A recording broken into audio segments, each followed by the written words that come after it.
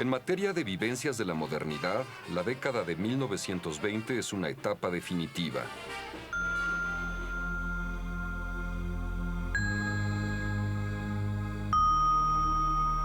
Aunque se viva como el caos del tránsito a lo desconocido.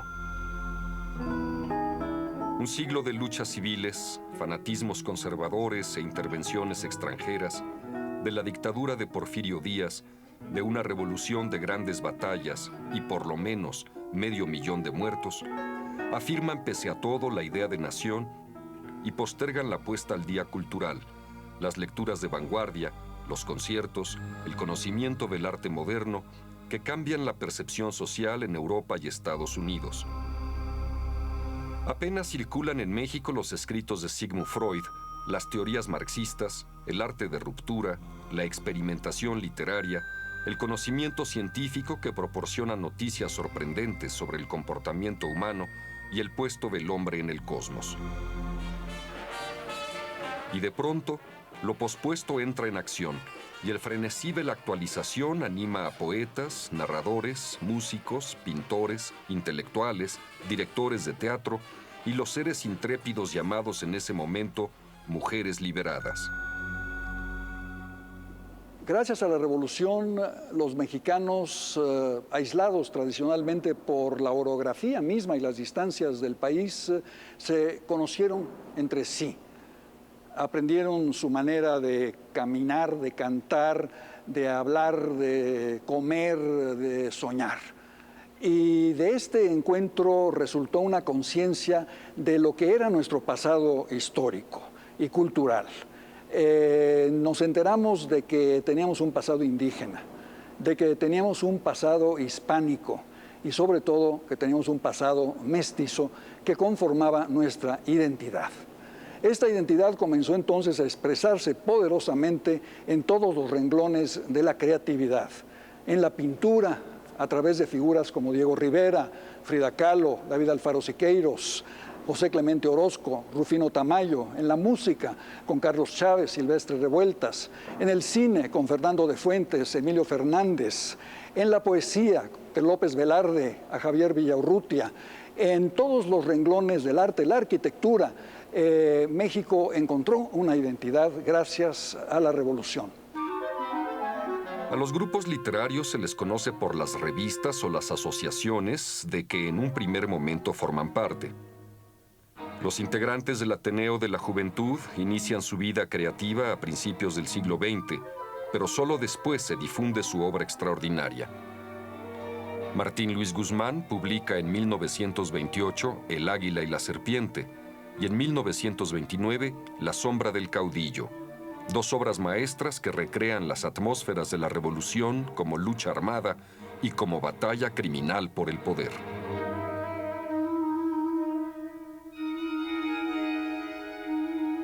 Julio Torri escribe prosas finísimas que integran la ironía y la melancolía. Los fusilamientos son un espectáculo.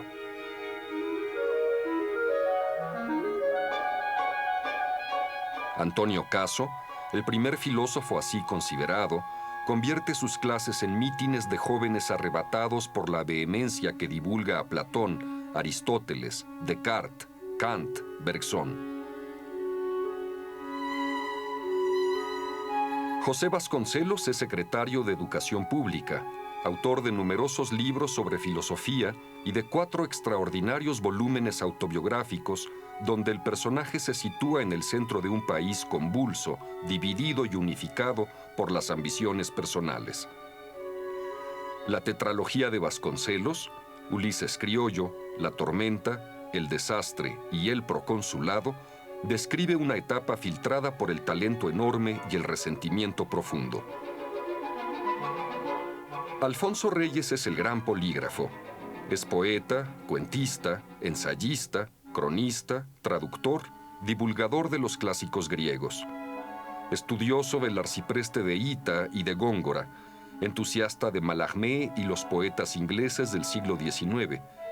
Incitado por su amigo, el notable ensayista Pedro Enrique Sureña, Reyes, en su búsqueda del conocimiento universal, se apega al modelo de Goethe.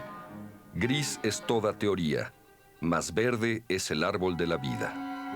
Y en primera y última instancia, Reyes es un poeta. Llévate entre las manos, cogidas con tu ingenio, estas dos conchas huecas de palabras. No quiero. Los primeros en aprovechar notoriamente las nuevas libertades expresivas son los poetas. La vanguardia vagamente conocida en México, los futuristas, Dada, los surrealistas, los creyentes en los presagios oníricos, influye en jóvenes ansiosos de atrapar el instante, que le dan a sus textos las características de instrumentos creadores de la realidad. Inesperadamente también lo irracional es real.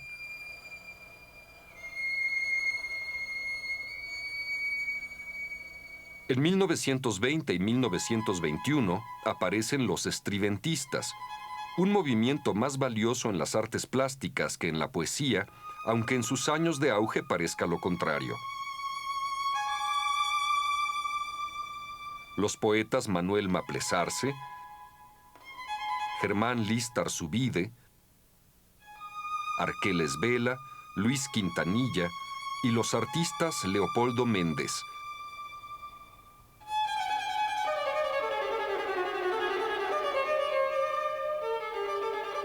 Ramón Alba de la Canal,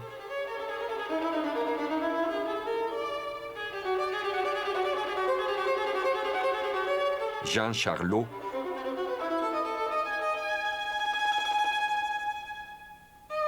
Germán Cueto,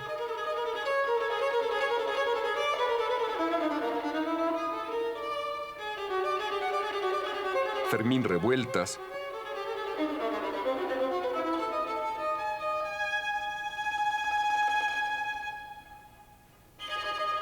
ven en el estridentismo la técnica o el camino de intuiciones que les permite alcanzar de golpe las vibraciones de lo contemporáneo.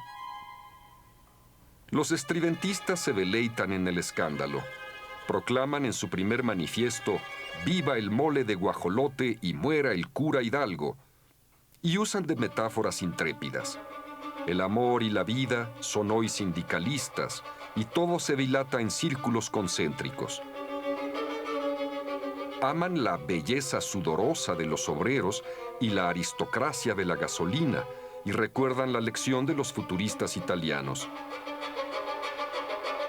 Si sus provocaciones alcanzan a unos cuantos, su actitud inaugura públicamente la vanguardia.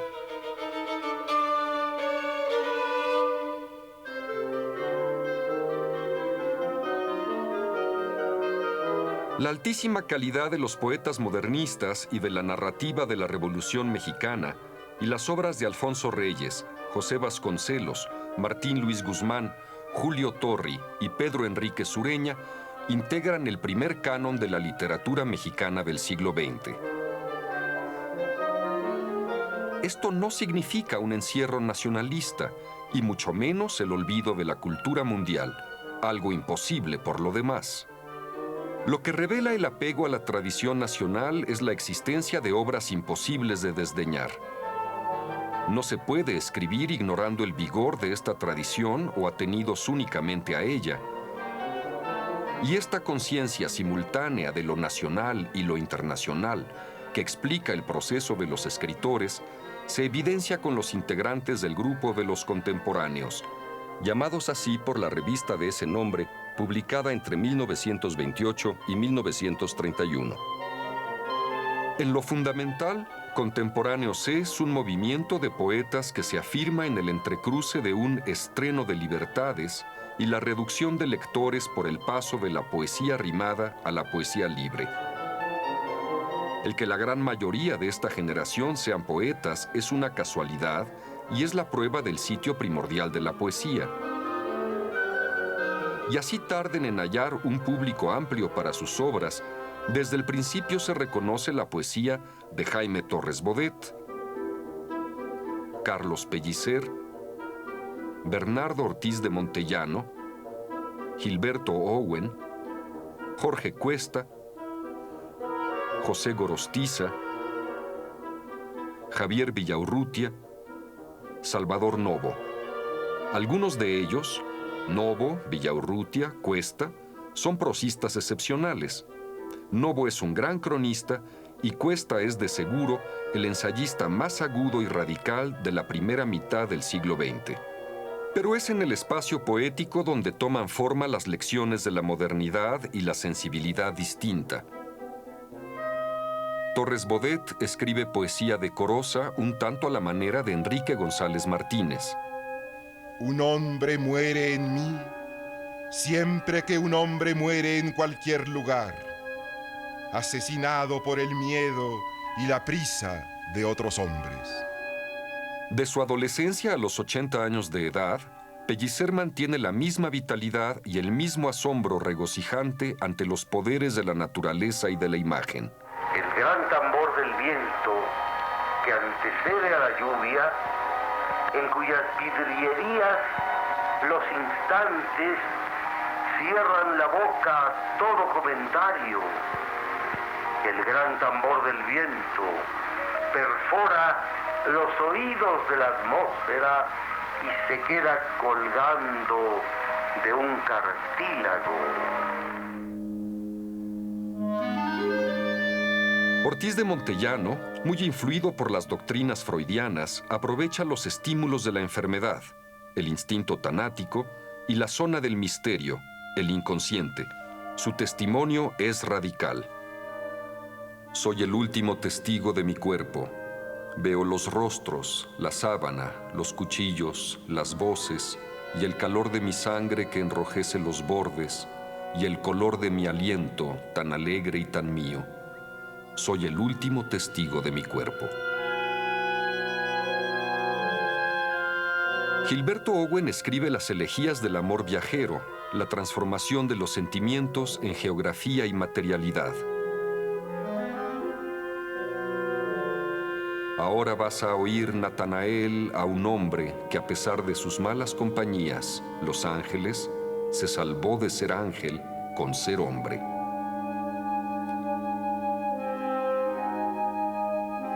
Jorge Cuesta, en su poema más conocido, Canto a un dios mineral, recrea el diálogo entre la eternidad y lo fugaz, entre las abstracciones y la substancia corporal. Capto la seña de una mano y veo que hay una libertad en mi deseo, ni dura ni reposa. Las nubes de su objeto el tiempo altera, como el agua la espuma prisionera de la masa ondulosa. José Gorostiza escribe uno de los poemas largos más importantes de la poesía en español del siglo XX, Muerte sin fin, de 1939. Inútil querer resumir en unas frases el sentido de un poema que es diálogo con Dios y con lo inacible, la forma, y es vislumbramiento del acto en que la materia se interroga a sí misma.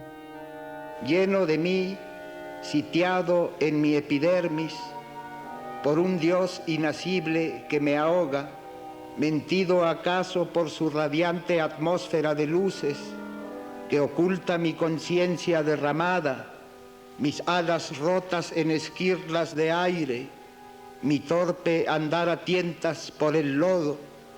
Lleno de mí, ahito, me descubro en la imagen atónita del agua, que tan solo es un tumbo inmarcesible, un desplome de ángeles caídos a la delicia intacta de su peso.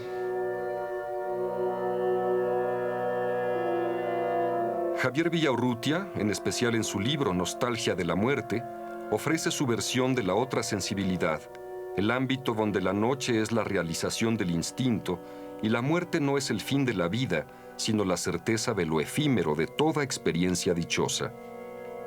La muerte toma siempre la forma de la alcoba que nos contiene. Es cóncava y oscura y tibia y silenciosa. Se pliega en las cortinas en que anida la sombra. Es dura en el espejo y tensa y congelada. Profunda en las almohadas y en las sábanas, blanca.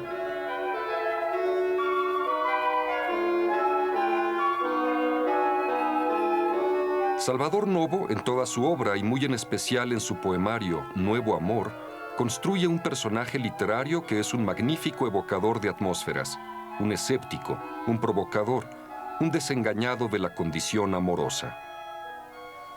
junto a tu cuerpo totalmente entregado al mío, junto a tus hombros tersos de que nacen las rutas de tu abrazo, de que nacen tu voz y tus miradas, claras y remotas, sentí de pronto el infinito vacío de su ausencia.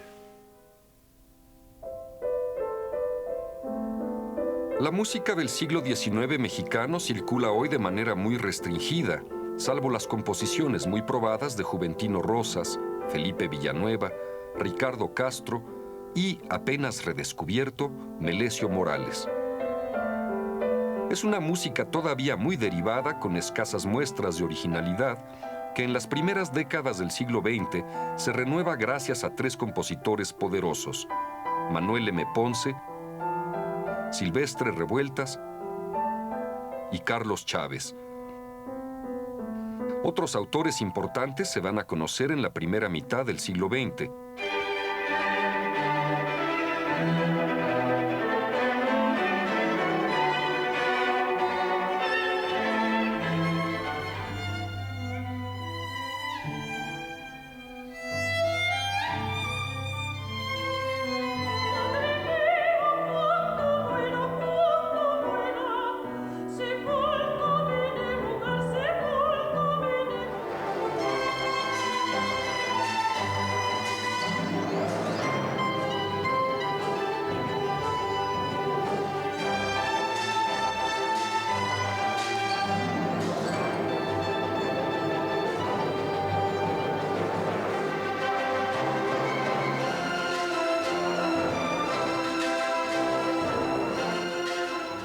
Pero Revueltas y Chávez son, por obra y temperamento, por imaginación y complejidad, las figuras dominantes de un período caracterizado por la ampliación de la cultura musical.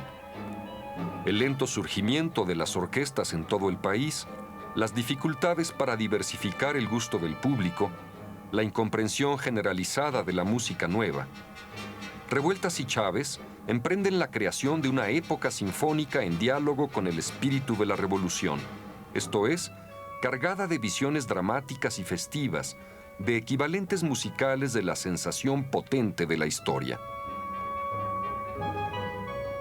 Revueltas es autor, entre otros trabajos admirables, de Cuauhnáhuac, Feria, Alcancías, Redes, Janitzio, Homenaje a García Lorca, Sensemayá, La Noche de los Mayas y La Coronela. En todas ellas, la intensidad se corresponde con el colorido y la brillantez.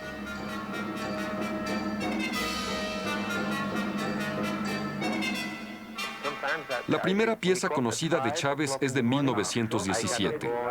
En su etapa nacionalista, compone obras importantes como Fuego Nuevo, Sinfonía India, HP, Xochipilli y Tocata para percusiones.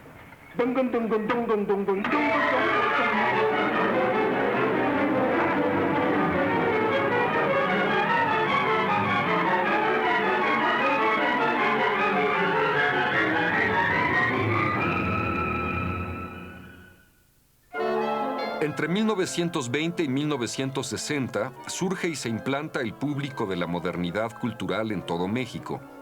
Antes, la gran demanda para las artes y las humanidades se concentra en unas cuantas ciudades, el Distrito Federal principalmente, y núcleos reducidos en Guadalajara, Monterrey, Puebla, Jalapa.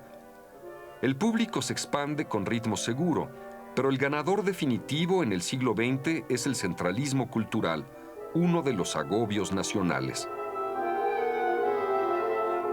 A la capital acuden los jóvenes inquietos y talentosos de todas las regiones, mientras en la provincia, voz peyorativa, se quedan, esto se cree, los incapaces de triunfar y los carentes de ambiciones. El resultado de las migraciones culturales enriquece la vida capitalina, pero debilita considerablemente la difusión y la creación regionales. En materia de artes y humanidades, las instituciones oficiales más importantes de la primera mitad del siglo XX son la Universidad Nacional de México, convertida en 1929 en la Universidad Nacional Autónoma de México, y el Departamento de Bellas Artes, ya luego el Instituto Nacional de Bellas Artes. La UNAM impulsa un concepto que es realidad nueva, la difusión de la cultura, y el INBA impulsa la música, la ópera, el teatro, la danza y la literatura. A esto se añaden el Instituto Nacional de Antropología e Historia, fundado en 1939, y el Fondo de Cultura Económica. Con la llegada del general Lázaro Cárdenas a la presidencia en 1934, hubo una gran transformación nacional en todos los órdenes. En primer lugar, Cárdenas expulsó del país al general Calles, acabó con el maximato y restableció la dignidad de la presidencia de la República. Acto seguido, llevó a su culminación muchos de los programas de la revolución, notablemente en materia agraria. La reforma agraria permitió a miles y miles de campesinos mexicanos liberarse de la esclavitud de la hacienda y también emigrar a las ciudades y convertirse en mano de obra barata para el incipiente proceso de industrialización de México. Este mismo proceso acabó por ser vigorosamente apoyado por la expropiación o nacionalización del petróleo por parte del general Cárdenas en 1938. A partir de entonces, la industria nacional pudo contar con combustible abundante y barato. La política exterior del cardenismo se caracterizó por una pronta percepción de la amenaza que representaban los regímenes nazifascistas. El general Cárdenas, sobre todo, le dio su apoyo total a la República Española, amenazada por el levantamiento del general Franco, apoyado por Hitler y Mussolini, y a la derrota de la República le abrió los brazos a la emigración republicana española, que enriqueció la vida de México en todos los órdenes.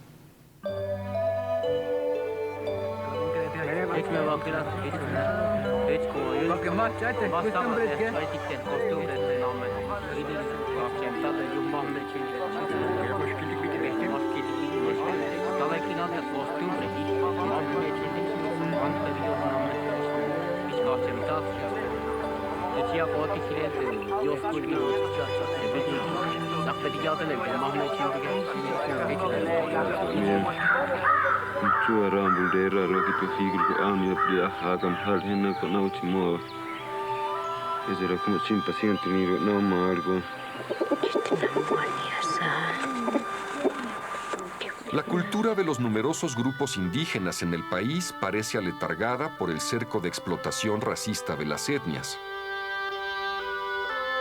Sin embargo, así no se advierta, persiste el gran trabajo artístico en textiles y miniaturas, en cerámica y pintura comunitaria.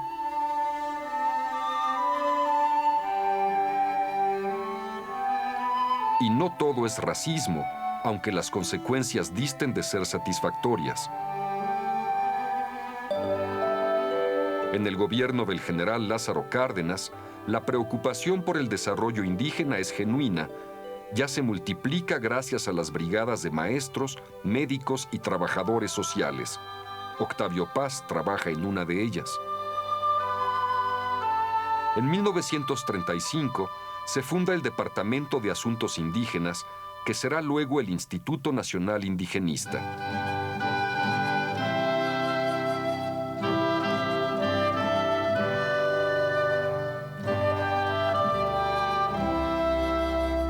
Y el dilema se establece de manera paternalista. ¿Debemos o no modificar las costumbres y las tradiciones de las etnias?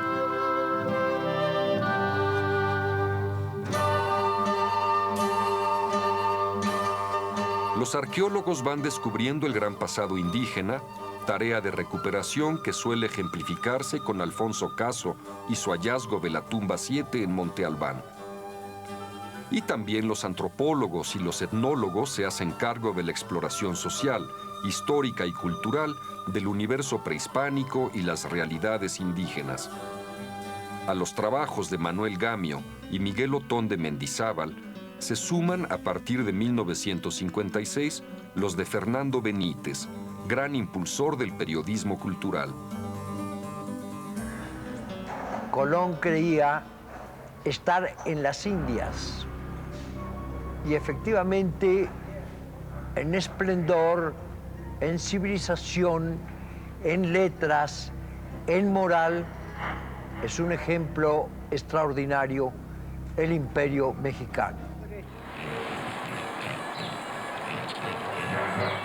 Cronista, novelista y desde Qui, el drama de una planta y un pueblo, el reportero antropológico más sistemático de las grandes comunidades marginales. Su serie, Los Indios de México, es indispensable en la reconstrucción de la vida, la tragedia y la recuperación de más de 10 millones de seres.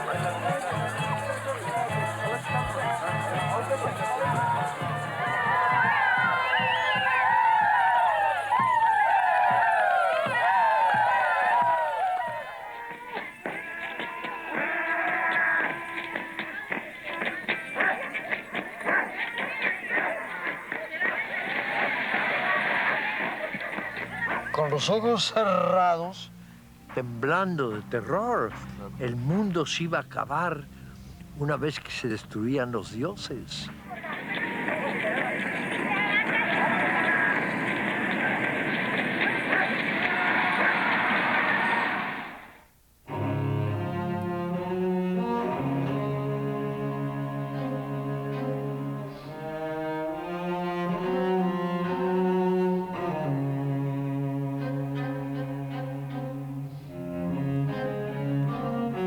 La defensa de la República Española y el rechazo del nazifascismo unifica a los sectores y se sustenta en lo mejor del espíritu de la Revolución Mexicana.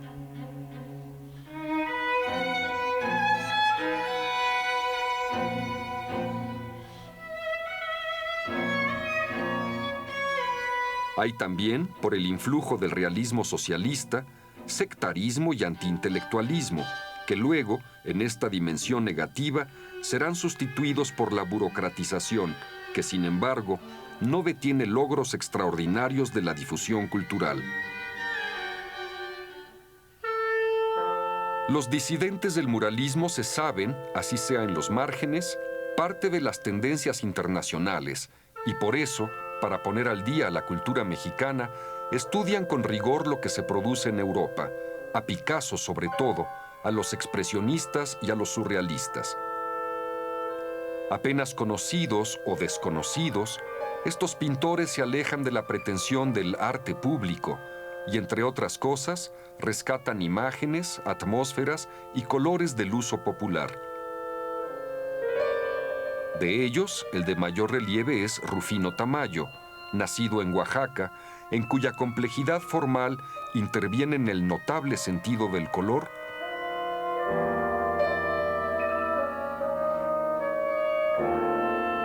la asimilación del arte prehispánico y la vitalidad de quien se siente depositario de poderes genésicos. Desde sus primeros cuadros, Tamayo valora esa dimensión de la pintura que bien podría calificarse de elocuencia.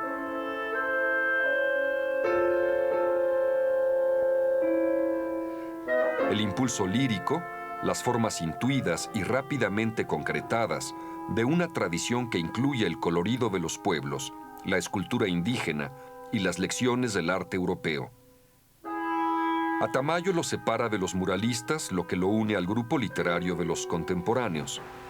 La intención de esa pintura anterior a la mía era la política. Estaba la pintura al servicio de la política. Y mi protesta fue porque, primero que nada, la libertad es una cosa importantísima, no solamente en el arte, sino en cualquier acción humana. La creencia en la autonomía relativa de la forma y la ambición múltiple. Fusionar en cada cuadro o en cada texto vida y estética. Encontrar el público sin buscarlo estentóreamente. Experimentar sin alardes. Si el Estado es el gran patrocinador de la cultura, hay organismos privados que también intervienen auspiciando el teatro, la música y la industria editorial. Y el panorama se amplía a partir de 1960, cuando el crecimiento de los centros de enseñanza superior incrementa las ofertas culturales. Inaugurada en 1952, la ciudad universitaria inicia sus labores en 1954, y el tránsito de la UNAM del centro histórico a Copilco es un hecho muy relevante, entre otras razones porque la modernidad arquitectónica es la gran señal de la internacionalización del país. Ya se dispone de un campus, ya se responde al ritmo de las universidades contemporáneas, ya no se aloja el conocimiento en exconventos.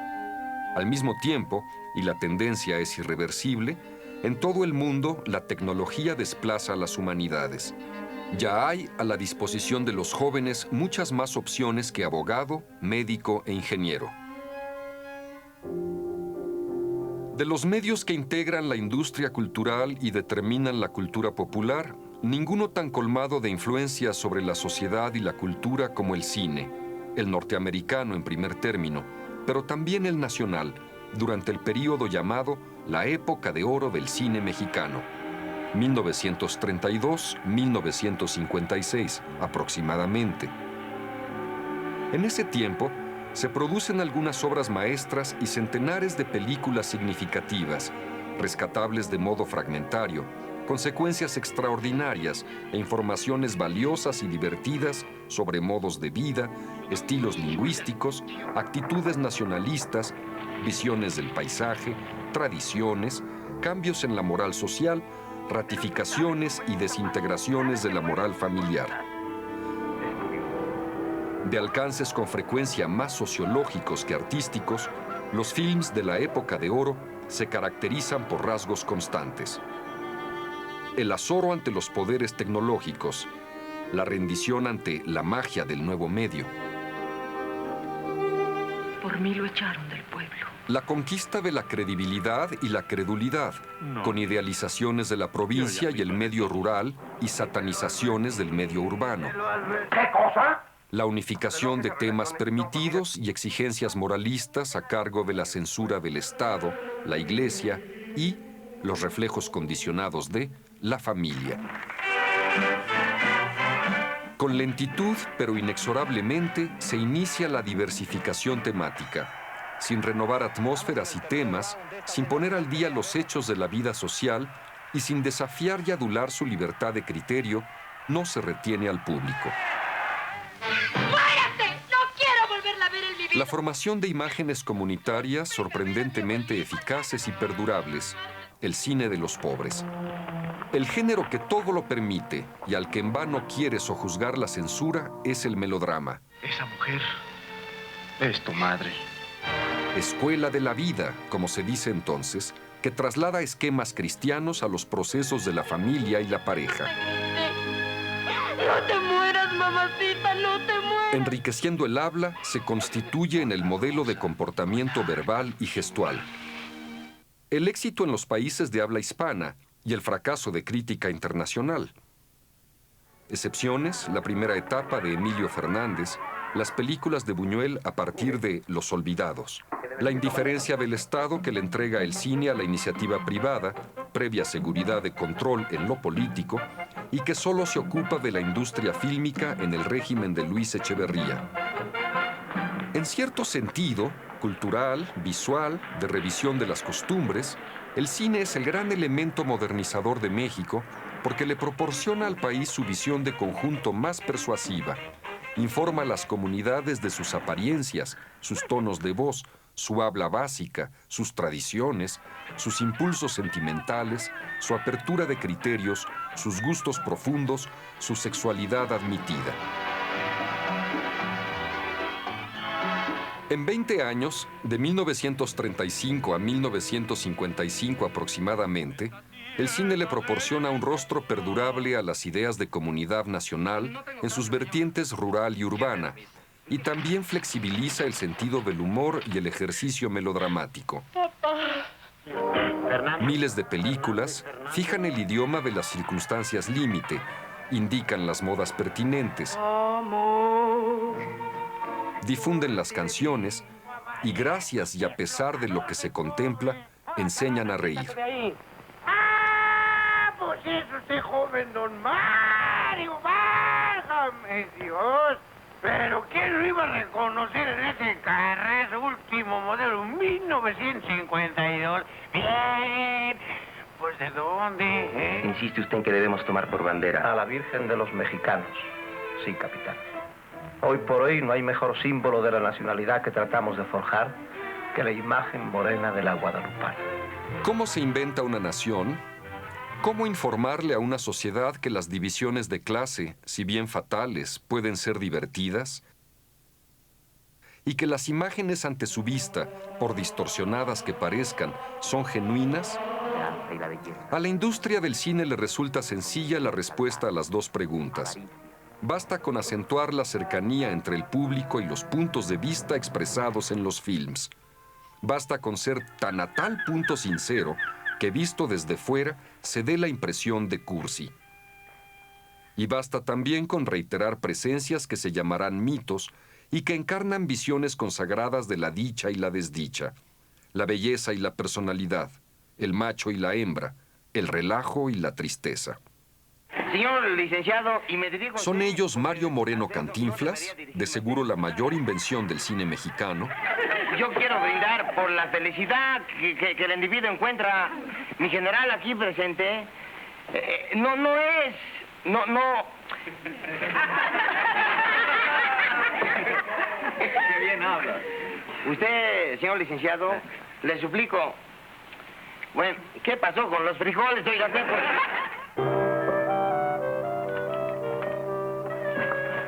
¿Te lastimé, mi vidita? ¿Te llevo al hospital? Germán Valdés Tintán, el emblema de la modernidad popular, distribuida en 2 idiomas.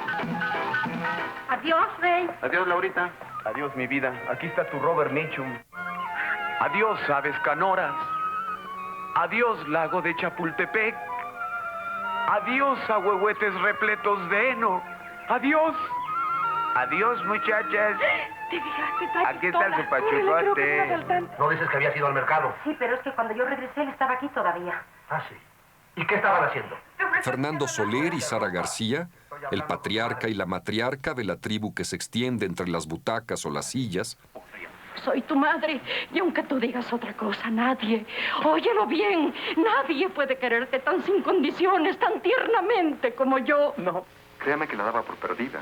Es tan difícil que en estos tiempos devuelvan una cartera con dinero. Arturo de Córdoba, la elegancia que profetiza la sociedad cosmopolita. Yo maté a León Raval. Pero ya ve usted, nadie es dueño de su propio destino. Yo soy mexicano, mi tierra es bravía. Palabra de macho que no hay otra tierra más linda y más brava que la tierra mía. Jorge Negrete, el emblema del machismo que se da tiempo para cantar. Mendigo es sino mendigo, el que roba a sus amigos. Tú lo dices, lo sostengo, no te vayas a cansar. No le saques, si le saco, pues se acabó este cantar. Parece que va a llover, el cielo se está nublando. Parece que va a llover, ay mamá, me estoy mojando. Pedro Infante, de seguro el personaje que no pasa de moda por representar al límite la vulnerabilidad y la fuerza, la alianza de los extremos. Tú igualito. amorcito corazón, yo tengo tentación de un beso que se prenda en el calor de nuestro gran amor, mi amor. Es muy noche y te puedes resfriar. No, me quedo aquí contigo. Pedro Armendáriz y Dolores del Río, la pareja clásica del Edén subvertido.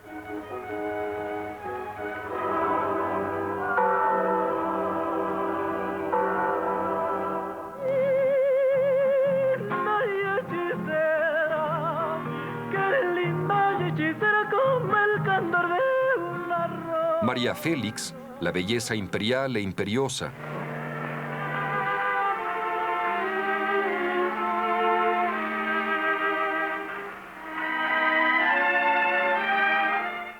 Le presento a la señorita Elena Tejero, que quiere trabajar como secretaria. Ninón Sevilla, el huracán sobre la pista, la rumba como camino a la perdición. He tenido el honor de pedir a la señora Inés su mano y me ha respondido que mañana lo consultará con su confesor. Joaquín Pardavé, la gracia como punto de partida de la diversidad. Gracias a mi honra. ¿Y qué me dices de las dos colillas encontradas? La una en la sala y la otra aquí, todavía encendida y humeante y humedecida por los labios tumefactos y mefíticos de un desconocido que tal vez se pasaron sobre los tuyos, antes puros y solamente hollados por los míos. Los directores son importantes en una etapa por representar los límites y las nuevas posibilidades de la industria. Ismael Rodríguez es el creador de los melodramas más delirantes que capturan e inventan el alma popular. Oh, pues ¿qué se traen esos locos? Dice que sí lo quieren mucho. Retear, tú. Anoche lo soñó. Él también. Cuéntame cómo. No te lo puedo decir. Roberto Gabaldón es un director sobrio, especializado en atmósferas opresivas y en actuaciones sólidas. Es dar el fruto, ser mujer, para lo que Dios la creó. Hijo es mío, no más mío. Alejandro Galindo es un gran cronista urbano, capaz de convertir el arrabal en una comunidad alegre y solidaria. Mire, nomás lo quiso hacer lo que le gusta y nomás andarse metiendo ahí en las trompadas. Y a ver, ¿qué me va a pagar lo que rompieron? ¿Y el vaso ese? Pues también para que andan de resbalosos. Uno tiene su dignidad, señor. Que porque la ven huérfana y soncita ya. Segurola, pues ¿qué cree usted que no siente uno? Pobres pero honrados. ¿Qué es eso de adiós, chule? Me saludas a tu patrona. Pues que es uno aquí pintado, señor. ¿Y a usted qué? A mí no, pero al señor ¿Usted sí. tampoco? ¿Con que uno se dé su lugar y no haga caso? ¿Ellos son clientes? Emilio Fernández, el Indio, junto al extraordinario camarógrafo Gabriel Figueroa, presenta las atmósferas de un nacionalismo convincente, fundado en la emotividad y no en la presunción.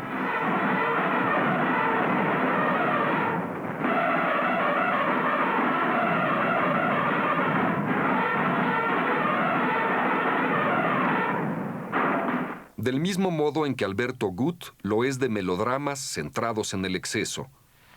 Está bien. Le pagaré 1,000 pesos mensuales y tendrá que vivir aquí en mi casa. ¿Le conviene? ¿1,000 pesos?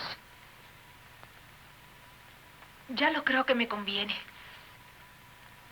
Petra, lleva a la señorita a su recámara y sírvele un té. Matilde Landeta es el ejemplo de una mujer que hace cine pese al machismo de la industria. ¡Viva la revolución!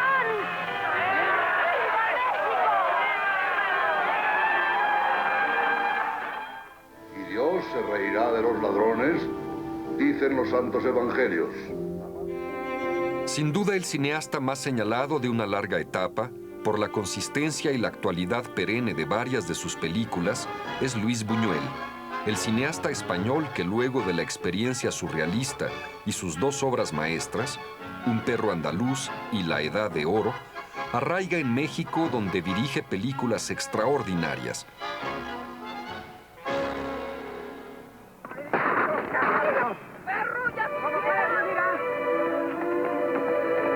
Los Olvidados. ¡Abusado, no se vaya a caer! Ojalá los mataran a todos antes de nacer. A ver, frente. míralo. Ahí viene. Oye, te rajas. ¿Y qué si le damos un empujoncito para que le dé el fresco? ¡Sopas! La ilusión viaja en tranvía. Cosa más linda. Ese señor de la columna. Reflexionemos, hijos míos. ¿Qué consecuencia podemos extraer de esto? Así es la muerte. Alegre y triste. Alegre porque nos libera de las cadenas de la vida. Y triste porque amamos nuestra carne y nos duele separarnos de ella. Nazarín. Te toca la ropa. Te entra un temblor que te quieres morir. Y verte en el cielo para no dejarlo nunca. En Buñuel, la pasión crítica se expresa con gran austeridad y brillantez. Nunca se desborda y es al mismo tiempo un creador incontenible. Si Los Olvidados es la gran desmitificación de la pobreza y Nazarín el drama de un personaje a la manera de Cristo que crea desastres queriendo hacer el bien, El ángel exterminador es la metáfora inagotable de las verdaderas pasiones y las falsas liberaciones, el cerco simbólico que, para entenderse bien, jamás debe descifrarse. Y ahora, hijos míos, vamos a rezar por el alma del pecador. Eso se saca uno por darle el papel de Dios a cualquiera. El teatro en México se libera de las ataduras del teatro costumbrista español a finales de la década de 1920, cuando, por ejemplo, los actores prescinden del ceceo hispánico, pasan de moda el melodrama de la honra y el adulterio y se introducen autores importantes. Salir del ámbito de la comedia francesa y de los melodramas hispanos es un proceso que exige la formación de escuelas de arte dramático, de directores de escena ya atentos a la renovación marcada por Stanislavski, de dramaturgos que incorporen temas y actitudes vedadas por el tradicionalismo. Se escriben entonces melodramas con influencia francesa y anglosajona, piezas de intención agitativa y revolucionaria, comedias ligeras de audacias elementales. Tres autores marcan una primera etapa: Rodolfo Usigli, Salvador Novo y Javier Villaurrutia. De ellos, seguramente es Usigli el de más vasta repercusión, muy especialmente por El gesticulador, obra sobre la Revolución Mexicana y las simulaciones interminables que genera. Usigli, dramaturgo infatigable, escribe, entre otras muchas, obras apreciables. Jano es una muchacha, Corona de sombras, Medio tono. Novo escribe obras de denuncia, a 8 columnas, y una sátira de costumbres, La culta dama, además de unos diálogos chispeantes. En la generación siguiente, 3 autores destacan: Elena Garro, Sergio Magaña y Emilio Carballido. Magaña estrena en 1950 Los signos del zodiaco, la vida de una vecindad en el centro histórico, con personajes marcados por el fracaso, la presunción, la soledad, las esperanzas inextinguibles. De diálogo inmejorable, muy bien construida, Los signos del zodiaco es el principio de una trayectoria que incluye piezas magníficas: Moctezuma II, Los motivos del lobo, Rentas congeladas. Emilio Carballido es el dramaturgo de carrera más sostenida, autor, director, director de escuela de teatro, editor de revistas y colecciones especializadas. De Rosalba y los llaveros a Orinoco y Retrato en la playa, presenta un mundo de crispaciones, gozos, devastaciones familiares, enredos provincianos, estampas urbanas. Hoy representa mejor que nadie la tradición teatral en México. Y Elena Garro, gran novelista y cuentista, es la autora de obras de fantasías poéticas: Un hogar sólido, El árbol y un drama histórico, Felipe Ángeles.